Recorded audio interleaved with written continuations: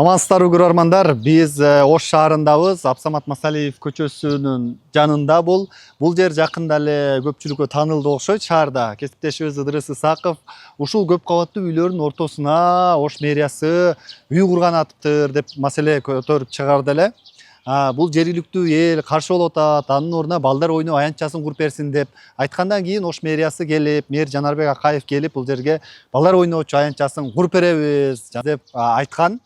Анан ушул жер боюнча бизге могул жакта көп кабаттуу үй курган компаниянын жетекчилиги кайрылып, биздин сунушубуз бар эле. Биздин сунушубуз ушул жактагы жашоочуларга дагы, мэрияга дагы, баарына, бизге дагы баарына ыңгайлуу болот. Эч ким зыян тартпайт деп айтууда. Алар ушул жерди бүт өз каражатыбыздан көрктөндүрөбүз, жердин астын берсин бизге деп атат. Баягы курулуш компания десе эле жашоочулар баягындай заарканып калыптыр. Булар талкалап кетет, талап кетет деп. Андыктан булар компания бизге кайрылып атат. Биз сунушубузду туура жеткирели, элге дагы, бийликке дагы туура жеткирели. Ушул түшүнүктүү болсун, мындан эч ким зыян тартпайт, баарыбыз үчүн эле пайда болот, ушул долбоорду ишке ашырып алсак деп. Ушул жердин түбүнө биз 160-180 орундуу 3 этаждуу автопарковка болсо, үстүнө современный кылып, ушунун ичинде баардык нерсеси каралган, воркаут зонасы менен элдер келип отуруп эс ала турган, балдарын ойното турган, современный ушул жерге детская площадка салып берсек. Бул жерге эч бир сырттан келген инвестор бул жерге жөн эле парковка куруп пайда табып, мындайча айтканда, ар бир инвестордун, ар бир бизнесмендин максаты эми акча табыш да. Бул жерге бир да инвестор менин оюмча келип эле ушул жерге 3 этаж парковка курайын, мен ушул жерден байып кетем деген план кое албаса керек. Неге дегенде эми биздин бул жерде суда борборубуз болгондугу үчүн бизге выгодныйраак. Неге дегенде ушул жердеги бизге келген клиенттер, же болбосо биздин жашоочулар анын баарын мындайча айтканда контролировать эте албайсың. Жолдун боюна коюп, ушул жердеги элдерге дагы неудобство жаратса, алар дагы эртең дагы андан мындан да мындайча айтканда чоңураак тополоң чыгышы мүмкүн, түшүнбөстүктөр чыгышы мүмкүн. Ошон үчүн бул жерге жердин түбүнө, именно үстүнө эмес, жердин түбүнө бир 3 этаждуу парковка курсак, биздин кыйла эле бир чоң бир маселе чечилмек деп ойлойм. Азыр мисалга ушул эле бул турган машинелер, ал жакта турган машинелер, бунун баары ушул жерде жашагандар. Бул еще дагы кечинде келген болсо, бул жерлер полностью толот, бул жерлерчи. Ушул жерге платная парковка кыла турган болсок, азыр ар бир өзүн сыйлаган, автомашина айдаган адам бул жерде охранасы менен минус 3-чү этажга коюп, лифт менен чыгып кете турган парковка болсо, 50 сом, 100 сомун деле аябайт деп ойлойм. Бизде ошол максат.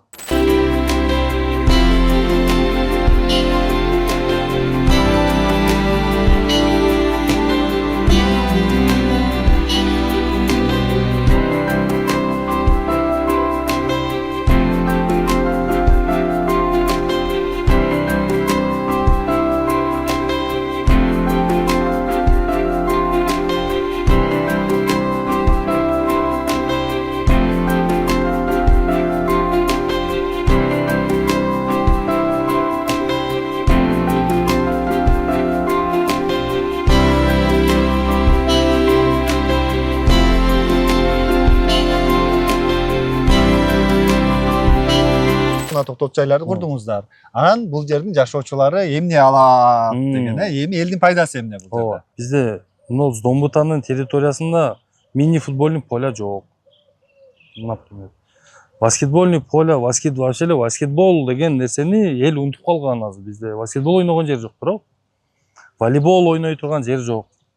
Ошого окшогон нерселерди ушул жерге курсак, воркаут зоналарды, жакшынакай бурстарды, турниктерди, велосипедтен ойной турган, айланасын беговой кылып койсок, ушул жердеги жок дегенде аксакалдар үчүн, жаш өткөндөр үчүн деле удобный тренажерлор бар, аларды койсок, мындайча айтканда самый современный технологичный нерселерди койсок, и ошонун айланасында территориясын озеленение кылсак, ушул эле дарактарды каалашса биз жаңыртып мындай жакшыраак дарактарды эгип берсек, мындайча айтканда ушул эл дагы түшүнүш керек бул жерденчи. Эң биринчи маселе элде дагы болуп атат. Неге дегенде өзүбүз мындай жакшы жашоо үчүн бирөө кегиле деп берген сунушту туура түшүнсө дагы жакшы болот деп ойлойм. Неге Жердин дегенде аянты канча бул жерде? эми биздин оюбуз боюнча примерно бир 30 сотка жер. Бул жерге ошол бир 160-180 машина бата турган место болуш керек. Айланасын дагы бир сыйра карап планировка кылсак дагы может көбүрөөк батат. Бирок жамгырда калбай турган, ичи таза, вентиляциялары, лифттери бардык шарттары менен эми мындайча айтканда бул опыт болуп калат. Ош шаарына биринчи жолу мындай курулат деп ойлойм. Анан может дагы биз эми мэрияга сунушубуз. Эми мэрия бул жерден эмне алат деген суроо да. Эми бул жерде мэрия эле эмес, негизи мамлекетке эмне пайда деген жагын алсак болот да. Эми азыр бул жерге ушул боюнча детская площадка курам деген эле болсо, болбоду эле дегенде 10 миллиондон 15 миллионго чейин сом акча каралыш керек. Эң мындай жакшы, самый современный эмес, средний, выше средний жак детский площадка курган эмес. Биринчиден 10-15 миллион акча эконом болуп атат мамлекетке. Экинчиден андан сырткары мэрия ушул жерлердин ирригация маселесин чечиш үчүн канча расход кылат. Домдордун арасындагы лотокторду караш керек, туурабы? Ошол жамгырдын сууларынын проблемаларын баарын чечиш үчүн дагы определенный суммалар керек. Ал менен ошолордун баарын алганда жок дегенде бир 20 миллион акча эконом болот. Бир. Анан бул жер собственностька эч качан компанияга же бир частный бирөөнүн атына өткөрүп берип койбойт. Менчикке бербейт. Мэрия ушул жерди арендага эле берсин. Арендага берсе, жок дегенде айына же жылына мынанчадан аренда берилсин деген нерсе чыгат да. Мунун өзүнүн сметной стоимости болот. Мисалы азыр ГЧПде азыр базарлар курулуп атат, туурабы? Базарларды деле бирөөнүн атына өткөрүп берип койгон жок да. Арендага эле берип атышат. Базарды курду, местаны сатышты, бирок еще арендада калып атышат да. Ошого окшогон нерселер мамлекетке пайда да. Андан кийин бул жерде детская площадка кылып койгондон кийин эле буну содержать этиш өзүнчө бир проблема. Туура элеби? Аны бирөө келип ушул жердин ар дайым тазалыгын караш үчүн отдельный бир проблема. Энеде мусор таштайт, ар кандай адамдар келет. Бунун баардыгын карап, камераларды коюп, ушул жерде охраналар карап, парковканы караган адамдар тазалыкты дагы карайт. Демек сиздер үстүн балдар ойночу аянтчасы кылгандан кийин тегерек четинин тазалыгын дагы бүтөөлөө жагында мойнуңузга алып атасыздар. Ошондой деп айтып атабыз. Бул эле парковканыкын эмес, ушул парковканын айланасына мисалы мына 58-чи домдун, 60-чы, 62-чи домдун, ушул көчөлөрдүн айланаларын если мэрия мейли деп макулдук берген болсо, биз озеленение маселесине дагы биз долбоор жасап, мэрия менен барып согласовать этип, биз мынандай сорттогу дарактарды эгели деп атабыз. Биз өзүбүз бир 2-3 багбанды койсок ушул жерге. Дарактардын убагында бутап, убагында актай турган жерлерин актап, суу кое турганларын сугарып, гүлдөр деге турган жерге гүлдөр дегип өзүбүз мындайча айтканда ландшафтный дизайнерлер бар. Ландшафттарын жасасак, мэрия эси мейли деп макулдук берип, эл бизди колдоп берсе, ушул парковка канча жыл иштесе, ушул айлана чөйрө ошончо жыл таза жакшынакай болуп турат деген ой. Демек үстүн бүт иретке келтирип, көрктөндүрүп, жана балдар ойночу аянтчасы башкаларды кургандан кийин бул жакта көркүнө чыгып, бир аз чыгып эс ала турган жай болуп калат. Мындайча айтканда, эски домдо деле приятный жашаса болот деген нерсени биз сунуш кылып атабыз да. Эч кимге зыян келбейт деп мен сиздерге мындай жоопкерчилик менен айта алам да. Неге дегенде бул жер менчиктештирилип кетип, эртең бул жерге көп кабаттуу үй курулуп кетет деген нерсе жок. Элдин эң корккон нерсеси ушул. Неге дегенде анан эл дагы мен ойлойм бул жерде көрүп туруп түшүнөт деп ойлойм. Анан мен сиздерге долбоордун жана электрондук варианттарында жерде может көрсөтүп коесуздар. Бул жерде кирип чыгыштары бир эле бул жерден кирип чыкпайт. Жакшынакай айланасынан кирип чыга турган удобный жерлери, лифттери, видеолору, визуальный көрүнүштөрү бар. Ошолордун бир сыйра көрсөтсөңүздөр, мен ойлойм колдоп берет, эл да туура түшүнөт деген ойдобуз. Демек, ушул жерден так келсе эле айтып коюңуздар. Сиздер буга чейин бул жерге үй курабыз деген планыңыздар болгонбу, болгон эмеспи? Жок, болгон эмес, бирок элдин арасында ушундай түшүнбөстүк сөздөр жүрөт. Үй курат экен деп? Жок, үй кураткан деген ой жүрөт. Эми даже биз бетибизге деле айтып көрдүк, бирок биз бул жерге эч кандай үй курабыз деген долбоор башынан деле кызыккан эмеспиз, жасаган деле эмеспиз. Ошондой. Демек, азыр бул жер только парковка эле болот, башка эч план жок. Жок, ошондой жана айткандай. Мисалы, мунул дарак кислород бериши мүмкүн, бирок кислород эле бербей, көзгө дагы бир аз жагымдуу болсо жакшы болот деген ойдобуз. Ошол нерселерди карасак, мисалы айлана чөйрөдө бир аз мындай башаламандык. Ушул башаламандыкты баарын биз жоопкерчилигибизге алсак, айланасын жакшынакай кылып, декоративный дарактарды, кислород, ден соолукка пайда болуп турган дарактарды эгип, салкын, сонун жерлерди кылып койсо болот. Баскетбол, футбол, волейбол, баардык теннистик кортторунан бери жасап койсо. Батабы ошонун баары бул жерге? Бул жерде эми три в одном деген түшүнүк бар. Мисалы, мини футбольный поля өзүнчө болсо, баскетбол менен волейболду бир жерге кылып койсо. Ошол жерге эле, ошол аянтка эле. Ошол аянтка. Жооп берет да талап. Волейболдун линиясы чыйылат, эки тарабында баскетболдун эмелери тура берет. Ошол эле аянтка волейболдун сеткасын алгандан кийин теннисный корттун дагы өзүнүн эмесин батырып койсоңуз болот. Ушундай эмес. Мынол турбаларды деле жердин түбүнө киргизип койсо болот. Азыр техника иштегенден кийин буну жердин түбүнө түшүрүп, приятный кылып айлананын чөйрөнү ачып коюш эч кандай проблема жаратпайт. Демек, мынабул жылуулук системанын турбаларын эле астыга түшүрүп койсо дейсизби, Боло берет да, мындай. Азыр мына бир аз менин оюм. Ошондо дагы кенен болот, көрктүүрөөк болот дегендейчи. Азыр как раз жай айлары түшүрүп койсо тез эле боло турган нерселер. Эгер уруксат берилип калса, бул жерди эми казып, астын жасаш керек да. Канча убакыттын аралыгында куруп бүтө аласыздар? Бул жер эми азыр мейли деп макулдук берип калса, бул жердин биринчи долбоорун ишке ашырып, аны архитектурадан согласовать этип, мэрия менен договорлорду түзүп, андай мындай кылып ишти башташ үчүн эле бир 3-4 ай убакыт кетсе керек деп ойлойм. Ошону баштагандан кийин мен оюм бир жылдын тегерегинде эле бүтүп турган жер.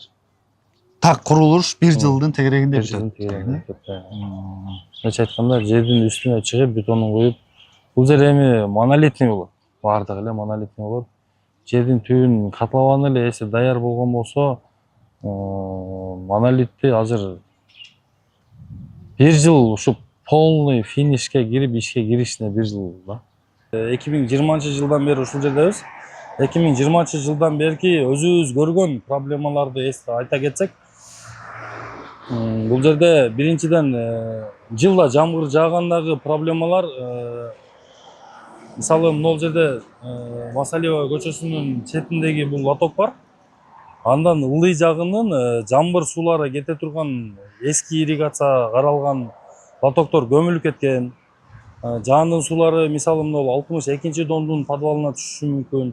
Андан дальше 34-32 домдордун түбүнө түшүшү мүмкүн. Ошон үчүн бир сыйра биз силерге көрсөтсөк, ушул лотокду айтып атасыз да, бир ушул эле лоток бар. Мисалы эми бул кече жакында эле болгон окуя, кече катуу жамгырларда мисалы бул жер толуп калгандагы бул жактан суу толду, мындайдан ылдый карап агып кетти. Бул жакты суу каптады да. Анан дальше аны азыр дагы барып көрөбүз. Ал жерде уже суу акбурага чейин түшүш керек өзү негизи. Лотоктору болуш керек. Бирок ошол нерселер жок болгондон, например, мына окшогон лотоктор бар. Ушул именно жамгыр суулары кете турган. Могул жерде өзү негизи илгертен лоток өзү негизи болуш керек эле. Эми кандайдыр бир эмелер менен лотоктор көмүлүп кеткен. Анан именно могул жерде дагы азыр могул жазында деле бир аз күйлөнүп, келип чыкпаса, тышында могул жерлер тайгак болот. Анан могул жерде дагы элдерге ыңгайсыз болгон, например, коляскачан адам келип, мондойдон түз дальше Домбута жактан могул жерден өтө албайт. Ошого окшогон жерлерди, заездерди кеңейтсек, эч бир эмеси мындайча айтканда тегиздеп бул жакты иретке келтирип, биз силер айланасына жасап берели деп атасыздар. өзү жасап берели деп атабыз. Ушул жерлерди жасасак, анан мынага окшогон, например, эскилиги жеткен дарактарды жаңыласак, анан баардыгын окшош кылып, мисалы көзгө жагымдуу десем болот да, эми көзгө жагымдуу кылып бир сорттогу дарактарды эксек, ошол эле кислород чыгара турган жакшынакай дарактарды эгип, элге эртең жашылданып, жакшынакай зона болсо, өздөрүнө жакшы деген ойдомун. Сиздер ошондо план боюнча могул көчөдөн киргенден баштап, ылдыйга чейин кетсек, ушул жерде өзүнүн тротуарын, лотогун и машина жүрө турган асфальтын полностью тегиздеп жасасак. Мисалы, мына окшогон мусор урналары коюла турган отдельный месталарды жасап, жакшынакай кылып, иреттеп жасасак, бул жерге тротуар, лоток болсо, уже мындай башаламан машина токтотуш деле жок болот. Ошондо машина кирип чыга турган болот, мындайча айткандачы.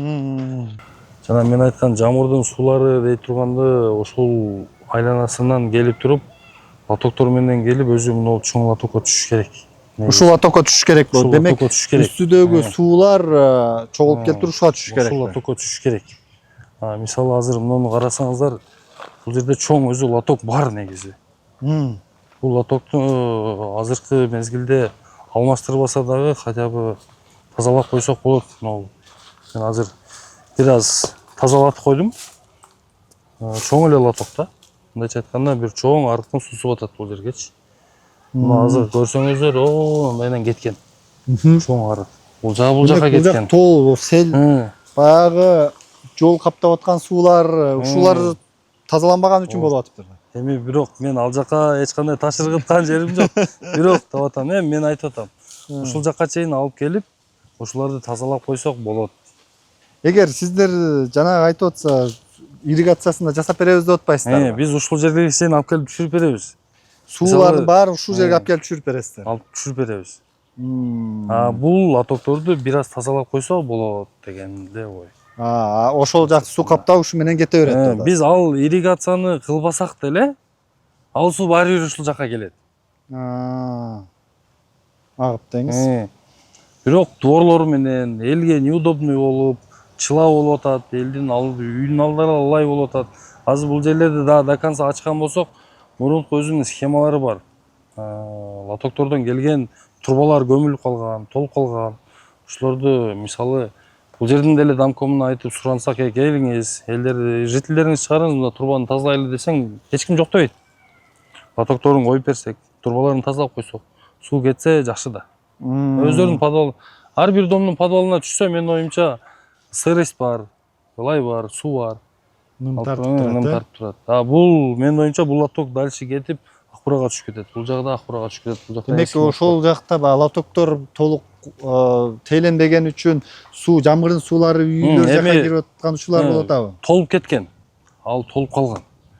Биз ошону айтып атабыз, эми ошол лотоктордун эски ордуларын көрсөтүп берсе, эми да биздин жанагы долбоор кылып аткан жерге кааласа биз жакшына долбоор кылабыз. Ушул жерге чейин алып келе турган болбосо, эски месталарын көрсөтүп берсе, биз алып келип, ушул жака чейин алып келип, таза, эч кандай дом, башка үйлөргө суу кирбей тургандай кылып, сууларын ушул жака алгызып түшүрүп коймокпуз. Мындайча айтканда, жок дегенде мына жерде бир 10 чакты домдун проблемасы чечилип калат ал мененчи. Именно жамгыр суусу боюнча делечи. Мына бул жагын эмне кылып алышкан?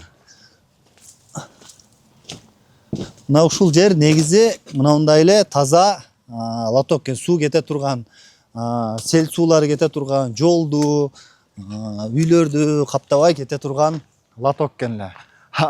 Ошонун үстүн эле толтуруп туруп, бул жерде болсо бирөө тоокана салып алыптыр. Бизде адатта ушундай. Биринчи ушинтип мындай кылып тоокана салат. Андан кийин бир контейнер коюп, бир нерсе ачат. Андан кийин үй түшүп кетсе деле таң калбай калыш керек да. Жакшысыздарбы эже? Бул тоокана кимдики? Сиздердикиби? Бул лоток бар экен го, бул лотоктон суу кетчү беле, кетчү эмес беле? Burun bir yerde katta özgen arık bu arada. Keyin suv to'xtab qolgandan keyin ko'mib yer qo'yganmiz. Keyin latok qo'ydi, lekin hech qachon suv kelmagan. Лоток качан койду? Bir 10 yil uyog'ida qo'yilgan. Баягы сел суулары, жамгырдын суулары түшсө кетет деп коюлган да. Ashunaqaga qo'yilgan. Кийин толуп калды. Анан тоокана кылып койдуңуздар. Ha, bir yerda u tog'xona qilib qo'ydik keyin. Ikilashdik, qarab o'tiribmiz-da. Ko'paramizda endi. O'zi bir yer arig'ida keyin to'lg'azdik, yer qilib foydalanyapmiz-da. Суу түшпөйбү эде жактан сиздерге? Tushadi. Naq bir yerda kanalizatsiya buzilib qolsa, bo'xlari ham oqib tushadi. Үйүңүзгө чейин келет. Uyimgacha keladi. Bu ошол лоток болсо, ушул лоток менен кетет деп деген Latokda oxiri yo'q. Hali zavod bor-ku. Nasosniy zavod bor edi eski. Ashu nasosniy zavodda u yog'ida ariq yo'q. Ashatdan to'silgan. Ashagacha nomiga qilib qo'yilganda. Ошол жерге чейин эле барып, андан ары Ashagacha borgan. Bu yog'ida ariq yo'q, ketadigan oxiri yo'q. Ashun uchun to'silib qolsa ham birovning ishi yo'q-da. Эми бирөө келип, "Ой, лоток биз улайбыз" десе, ачасызбы тоокананы? Voy, bizni yerimiz emas bu, endi foydalanib turibmiz-da bolam. Bemalol ko'chani yeri bu. Bizni uyimiz mana. Biz endi shu yoparamiz axlat bo'lmasin deb tozalab, qarab turibmiz-da. Tushunukli. Biroq suv tushadi ekanda, suv tushadi, uyingizga cheyin kiradi. Uyimizgacha kiradi. Nima shaqa oqib tushadi. Maya tepa, maya pasu. Bular көйгөй ekanda. Ay, endi o'tiribmiz-da eplab bolam. Rahmat. Mayli, tinch bo'linglar. сунуш берип аткан жердин айланасы, андан сырткары мына окшогон дарактар, например, Чоң жолдун боюндагы. чоң жолдун боюндагы дарактар, ошол окшогон территорияларды деле биздин карамагыбызга берип, бизден требователь этип алса, милдеттендирип, биз долбоорго киргизмекпиз. Мисалы, мына окшогон эскилиги жеткен же болбосо мындайча айтканда декоративный вид бербеген, эми жолдун бою центральный жол. Мына окшогон жерлер кеңейтилип, мунун ордуна жакшынакай жарашыктуу дарак. Бул жакта дагы кеткен болсок, азыр мына окшогон чөптөр, мына окшогон лотоктун четтери, бунун баардыгына жакшынакай дарактарды, мындайча айтканда центральный көчөнүн боюна жарашыктуу дарактарды эгип, азыр мисалы мынау жарашпаган даракты алам десең эле, жашыл даракты алдың деген нерсе чыгат да. Анын ордуна биз жакшынакай дарактарды эксек, жарашыктуу, өз убагында бутап турушка, өз убагында мунун түбүн таза кармашка, лотоктун четтерин таза кармашка, ошону бизди милдеттендирип коюшса, биз ошол милдеттерди так аткармакпыз. Ачыгын айтканда. Ушул территорияга, азыр биз долбоор кылып аткан территорияга баардыгына өзүбүз милдеттеме алып, ушул жерлердин тазалыгын, жашылдандыруусун, анын баардыгын биз мойнубузга алмакпыз. Демек, дегенде сиздердин корооңуздардан астына чейин бул жактардын баарын лотокту дагы тегиздеп, анын ичин тазалаш боюнча полностью баардыгын баарын мына жер жашылдандырып, дарактарын бүт баарын сугарып, жакшынакай кылып, нол жерде мындайча айтканда бир жалбырак дагы мындай жөн жатпай турган кылып тазалап, таза кармамакпыз ушул жерде. Эсе долбоорубуз ишке ашып кетсе. Демек, ошону сунуштап атасыздар. Ошону сунуштап атабыз. Тейлөөсүн бизге бергиле бул жердин. Өзүбүз карайлы. Өзүбүз карайлы. Бул арчаны эле мисалга алган болсок, бул арча же бир сулуу, көрктүү арча болбосо, жол жака карап кыйшайып турса, азыр мен буну жулсам, мага штраф салынат да. Андан көрө мага милдеттендирсе, ушуну жулуп, ордун мына айланасын иретке келтирип, жакшынакай түбүн газон кыл, айланасын бетондо, решетка менен тоз, ичин таптаза карма, сага милдеттендирилет. Ушул жер ушинтип көлөкө бере турган башка дарак экти. Ооба да. Ушул дарактарды бута жакшынакай кылып, мыналар бутап дагы, бутап, жакшынакай көрк бериш керек. Эртең күзүндө жалбырактары түшөт, аны тазала. Ушул жерде жакшынакай кылып суусун чачып, таптаза карма десе, жол тарабын тазалык караса, берки тарабын биз карап бермекпиз. Мына ушундай көрөрмандар. Кыскача айтканда, ишкер бул жактан аркы балдар ойноочу аянтчасын сала турган жердин астын сурап атыптыр. Астын мага бергиле, үстүн мен жасап берейин деп. Азыр болжол менен бир 10-15 миллион сом менен ал балдар ойночу аянтчаны жасайсыздар, ал мэрияга каражат үнөмдөлөт, анан астын ижарага бересиздер, андан ижара алып турабыз, берип турабыз деп атат. А эми парковка иштетсе, андан салык түшөт. Ошондой бир жерди мындай жөн эле кылып койбой, көп максатта пайдаланалы, элге дагы пайдалуу болсун деген сунушун берип атат экен. Мэр Жанар Акаев жан келгенде айткан, биз ишкерлерге ачыкпыз, ишкерлерден кандай сунуштар болсо колдойбуз, ишкерлерди менен тыгыз иштешибиз керек. Буга чейин ишкерлерге мындай өтө копол мамиле жасалып келген экен. Биз аларды колдойбуз деген сөзүн айтты эле. Эми ушул сунушту дагы көрүп калышса, жетип калса, карап көрүшөт чыгар. Алар ошол жакты тегерек четин, ирригациясын, суу кетчүчү лотокторун баарын жасап беребиз деп атат. Анан мынтип тегерек четин дагы көрктөндүрүп, аны баягы адатта мамлекет салгандан кийин каралбай калат, бузулуп калат, эккен көчөттөрү куурайт, чөптөрү, газондору куурайт деген маселе болот эмеспи? Булар тейлөө жагындагы карап беребиз деп атат. Жанагы автоунаа токтотуучу жай канча жыл иштесе, ошончо жыл биз бүт баарын тейлеп, көрктөндүрүп, ар дайым жашыл бойдон сактап беребиз деген сунушун айтып атат. Бул сунуш эми баары үчүн эле ыңгайлуу деп ойлойбуз. Анан эми бул жакта жашоочулар дагы туура түшүнөт деп ойлойбуз. Эми эл дагы өзүнүн, эгер кандайдыр бир сунуштары болсо, эл дагы балким сунуштарын айтып, мэрия дагы айтып бир чечимге келишет деген ойдобуз.